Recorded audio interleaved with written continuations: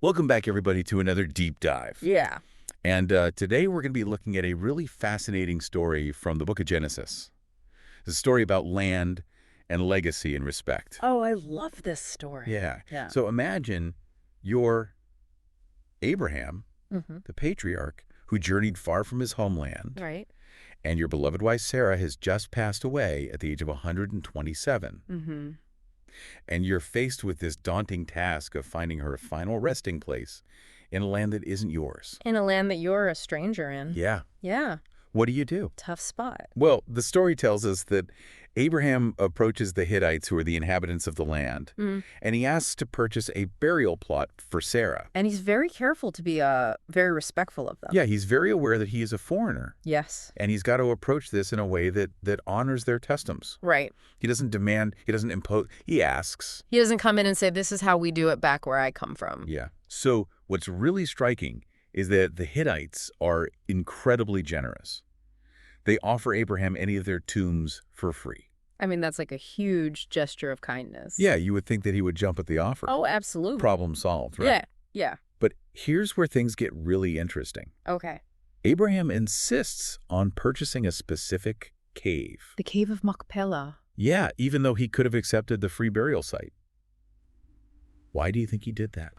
That is a great question.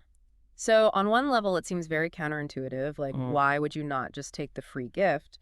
But I think when you dig deeper into it, you realize that Abraham's actions are really revealing a deeper commitment to fairness and integrity, and it's sort of like a long-term vision. He doesn't want a handout. Yeah. He wants a legitimate transaction, a deal that establishes his legal right to the land. So it's more than just securing a burial plot. It's about establishing roots in this new land. Exactly. And it's also about respecting the Hittites' ownership of the land and acknowledging the value of what they're offering. Yeah. It's really a testament to conducting business even in matters of grief and sorrow, Right. with a sense of fairness and transparency. Now, the story doesn't end there. Yeah. The text tells us that Abraham pays a hefty price for this cave, Yeah. 400 shekels of silver. That's a lot of silver. I mean, that'd be like buying a prime piece of real estate today. Yeah. Yeah. So what's the significance of that detail? Well, it really solidifies the transaction. It wasn't just a token payment. It was a serious investment. And it really underscores the importance of this piece of land. Okay. Not just as a burial site for Sarah, Right. but as a place where his descendants could establish their own legacy.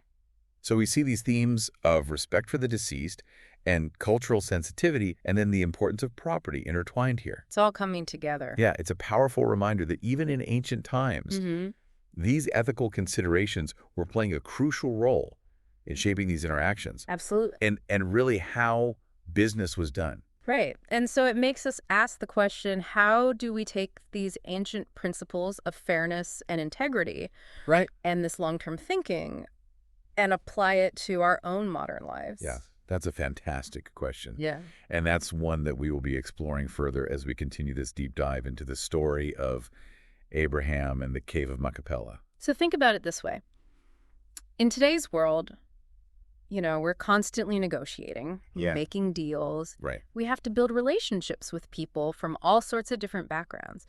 I think Abraham's story gives us a really good model for how to handle all of that complexity Okay. with integrity and respect. Yeah, it's like whether you're, closing a business deal Right. or just interacting with your neighbor. Exactly. Like these principles are timeless. Yeah. Honesty and fairness, clear communication. Abraham's willingness to go through with this transaction, even when he had a much easier option available, really says a lot about his character. Yeah. And I think it's a good reminder to us that taking the ethical route, even when it's hard, really builds trust and strengthens relationships over the long haul. Absolutely. And this idea of establishing roots, of creating a legacy, that extends beyond just your own lifetime. Right. I mean, that really resonates with me.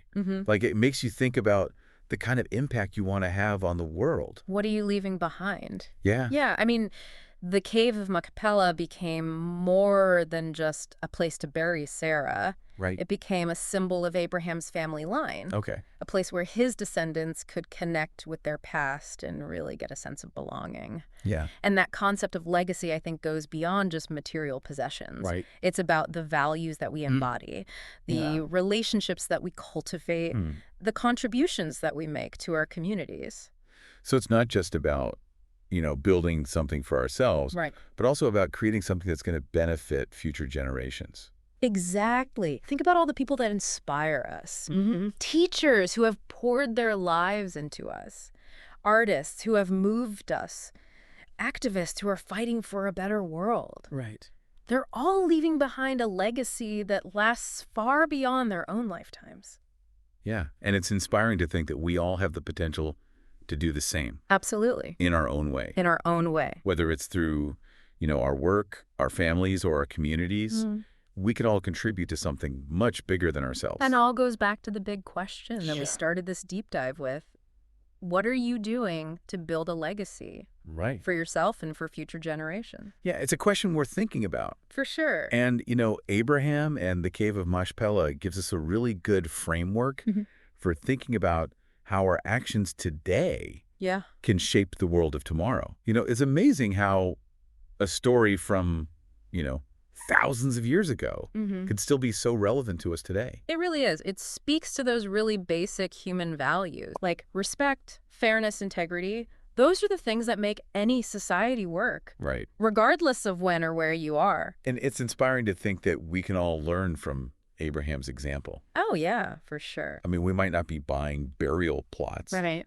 But we can bring those values into our interactions with other people. Absolutely. Whether it's in our families or our jobs or just, as members of our communities, we're always having to make choices. Yeah. And we can choose to act on those principles every day. Yeah, it's like we're all building a legacy, one choice at a time. Right. One action at a time. And just like Abraham buying that cave had a huge impact on his family.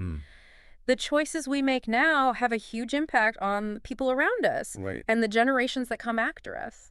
So we really can shape the future, not just for ourselves, but for everyone who comes after. And the really cool thing is you don't have to do something huge and dramatic to build a legacy. Right. It's the little everyday choices. Okay. It's how we treat each other. Yeah. It's about having integrity. It's the contributions we make to our communities. So as we finish up our deep dive into this story, what's the one thing you want our listeners to take away from this? Well, I think it's really simple. Okay. Live your life on purpose. No. Make choices that you believe in. Yeah. Try to make the world a little bit better. That's how we create a legacy that really means something. Beautifully said. And on that note, we'll leave you with this. What steps can you take today to shape a future that you'll be proud of? Thanks for joining us on this deep dive, and we'll see you next time.